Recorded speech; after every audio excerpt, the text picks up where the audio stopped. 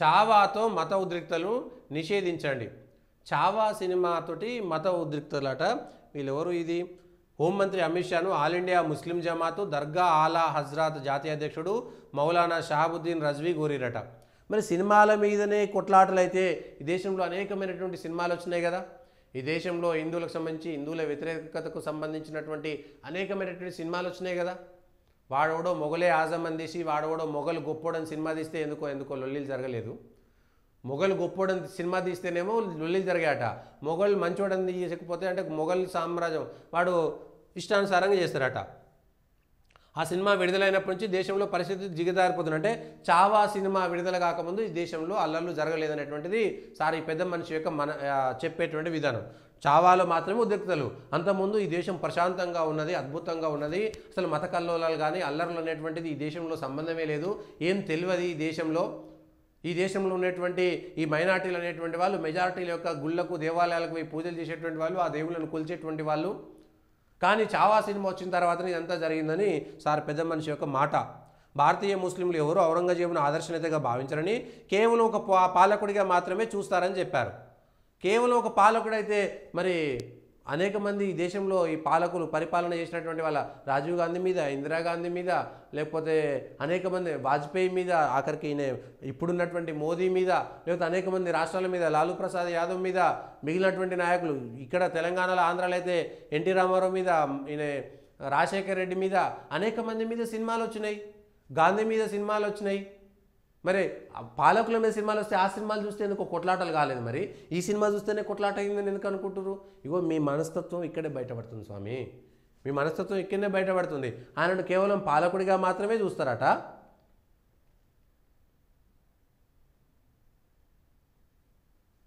కానీ లొల్లైందట. అరే ఔరంగజేబు ఒక పాలకుడే కావచ్చు, ఎట్లా పాలించిండు? విదేశీ దురాక్రమణదారుడు వాడు.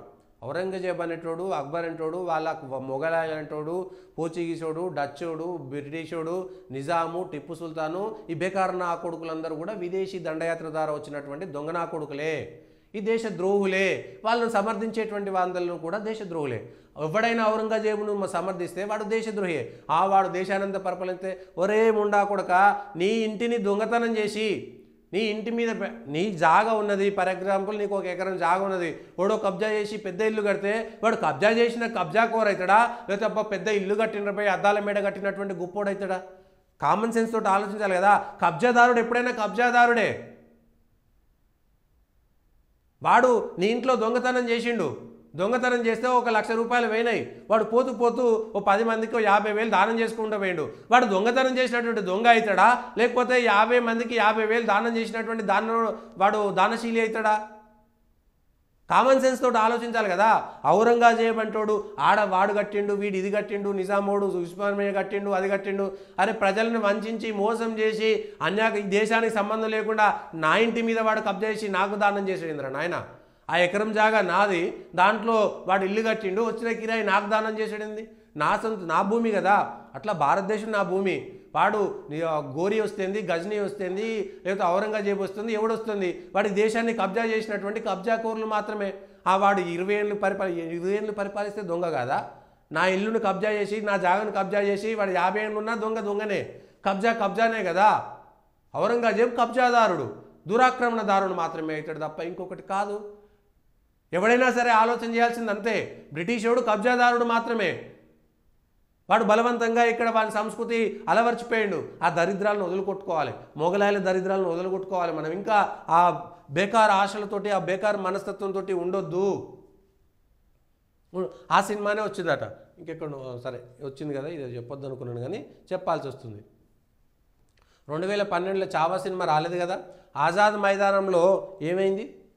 ఆజాద్ మైదానంలో 2012లో చావా సినిమా రాలేదు కదా. మరి ఆజాద్ మైదానంలో ఎందుకు జరిగింది? షాహీన్ బాగ్లో ఎందుకు అల్లర్లు జరిగినాయి? లేకపోతే గోద్రాల రైలును ఎందుకు దహనం చేసిరు? లేకపోతే జ్ఞానవాపి మసీదును, లేకపోతే జ్ఞానవాపి మసీదు ఎందుకు కట్టిరు? కాశీ, అయోధ్య, మధుర, జోగులాంబ, వేములవాడ గొప్పోళ్ళు కదా మీరంతా. మరి ఈ తప్పులు ఎందుకు చేసిరు? మరి ఈ తప్పులన్నిటినీ పక్క ఈ తప్పని తెలిసిన తర్వాత ఆ తప్పును సరిదిద్దాలి కదా. 75 ఏళ్ళ నుంచి ఒక్కనా సర్కారు కూడా ఈ తప్పులను సరిదిద్దట్లేదు. అవి తప్పులు జరిగినాయి కదా, తప్పు చేసిన వాడిని శిక్ష చేయాలి, శిక్ష వేయలేము, కానీ తప్పులను సరిదిద్దాలి కదా. తప్పులను సరిదిద్దకుండా ఓటు బ్యాంక్ రాజకీయాల కోసం ఇష్టానుసారంగా చేస్తారు. 2012లో ఆజాద్ మైదానం ర్యాలీలో మహిళా పోలీసులను దారుణంగా అవమానించారు. ఆఖరికి జవాన్లను తంతున్నాడు వీడు. మళ్ళీ వీళ్ళు శుద్ధులు చెప్తుంటారు, నీతులు చెప్తుంటారు. ఈ దేశంలో బంగ్లాదేశ్ ఎట్లయితుంది, పాకిస్తాన్లో ఎట్లయితుంది, సిరియాలో ఎట్లయితుంది, ఎక్కడ జరిగినా ఇట్లనే జరుగుతాయి, అన్నీ ఒకే రకంగా ఉంటాయి. మళ్ళా నాగపూర్లో జరిగినటువంటి ముస్లిం మూక చేసిన దమనకాండలో మహిళా పోలీసుల దుస్తులు చింపి అత్యంత క్రూరంగా అవమానించారు. ఇది మహిళల పట్ల ఉన్నటువంటిది. 2012లో అదే జరిగింది, షాహీన్బాగ్లో అదే జరిగింది, లేకపోతే నాగ్పూర్ అల్లర్లో కూడా ఇదే జరిగింది. మహిళా పోలీసులను కూడా రక్షణ ఇవ్వరు వీళ్ళు. మహిళలు అంటే వీళ్ళకి ఇంత చిన్న చూపు. ఇది పరిస్థితి. దానికి దీనికి చావా సినిమాకి ఏం సంబంధం? చావా సినిమా ఒక నాగపూర్లోనే అయిందా? మరి మిగిలిన దేశం అంతా ఎందుకు కాలేదు? ఏదో ఒక బహానా కావాలి, మీరు అల్లరి చేయడానికి ఏదైనా ఒక కథ కావాలి, ఆ కథ చుట్టూ అల్లుకొని ఏదో చేస్తారు.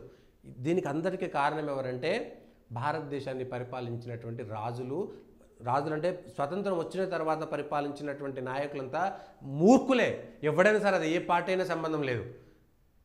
75 ఏళ్ళుగా ఈ చిల్లర వ్యవహారాన్ని పక్కకు పెట్టకపోవడంతో గాంధీ నుంచి మొదలు పెడితే దేశాన్ని విభజించి ముస్లింలకు ప్రత్యేక దేశం ఇచ్చి ఈ దేశంలో ముస్లింలను ఉండనిచ్చి ఆ దేశంలో హిందువులను ఆగం చేసినటువంటి రోజు నుంచి మొదలు పెడితే గాంధీ నెహ్రూతో మొదలు పెడితే ఇప్పటికున్నటువంటి పరిపాలకులు కూడా దాన్ని ఏం చేయలేకపోతున్నారు. ఆఖరికి గతంలో మొక్కై వంగంది మానై వంగంది గొడితో పోయేదాన్ని గొడ్డల దాకా తీసుకొచ్చి ఇవాళ గొడ్డల దాకా తీసుకొచ్చి ఏం చేయలేకపోతున్నారు. గొడ్డలు కూడా మొండిపోయింది, చెట్టు ముదిరిపోయింది, కొట్టలేనటువంటి పరిస్థితి. అట్లా ఈ విషాలకు సంబంధించిన విష మొక్కలు, ఆ విషపూరితమైనటువంటి మొక్కలు భారతదేశంలో నాటబడి ఆ విష పండ్లనే ఇవాళ మనం తినాల్సినటువంటి పరిస్థితి. ఆ విషపు గాలును పీలుస్తూ మనం దేశంలో బ్రతుకుతున్నటువంటి పరిస్థితి. ప్రజలారా ఆలోచించాల్సినటువంటి సందర్భం ఇది. ఏం చెప్తాం, ఏం చేస్తాం వీళ్ళకి ఇంతకంటే ఎక్కువ? ఇంతకంటే దారుణమైనటువంటి విషయాలను మనం ఏం చెప్తాము?